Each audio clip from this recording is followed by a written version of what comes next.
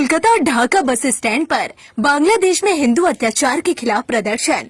कोलकाता के salt lake करुणामयी से ढाका के लिए जाने वाली बस के पास बांग्लादेश में हिंदू समुदाय पर हो रहे अत्याचार के खिलाफ विरोध प्रदर्शन हुआ।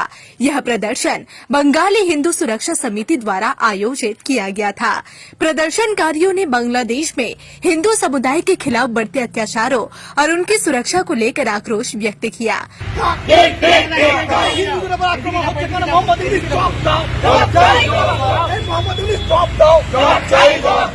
प्रदर्शनकारियों ने जमदारी साड़ी को लेकर भी अपने विरोध की आवाज उठाई, जो बांग्लादेश का एक प्रसिद्ध वस्त्र है, और इसे लेकर भी कुछ मुद्दे उठाए गए।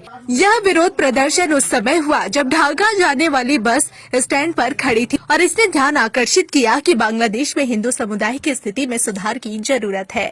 বাংলাদেশে যেভাবে হিন্দুদের ওপর আক্রমণ হচ্ছে, যেভাবে হিন্দু মহিলাদের ওপর আক্রমণ হচ্ছে, যেভাবে আমাদের মা কালীর মন্দির, যেভাবে হিন্দু মন্দির, যেভাবে ইসকন আক্রান্ত হচ্ছে, যেভাবে সাধু সন্ন্যাসীদের জেল ভর্তি করা হচ্ছে এবং তার জন্য আইনজীবী পাওয়া যাচ্ছে না, হিন্দু মহিলাদেরকে খুন করা হচ্ছে, হিন্দু সন্তানদের মহিলাদের তুলে নিয়ে চলে যাচ্ছে, হিন্দুদের স্বার্থে আমরা বাঙালি হিন্দু যে বাঁচাও কমিটি তার পক্ষ থেকে আমরা আজকে এই বিক্ষোভ আন্তর্জাতিক যে বাস স্ট্যান্ড এবং আমাদের দাবি থাকছে যতদিন না পর্যন্ত হিন্দুদের ওপর এই নিধনযোগ্য এই বর্বরচিত ন্যাক্কারজনক লজ্জাজনক ঘটনা বন্ধ না হচ্ছে ততদিন পর্যন্ত করুণাময়ীতে আন্তর্জাতিক বাস স্ট্যান্ডে ঢাকাগামী বাস চলবে না। ভারত মাতার জয় হোক। ও দিদি সামনে থেকে সরে যান।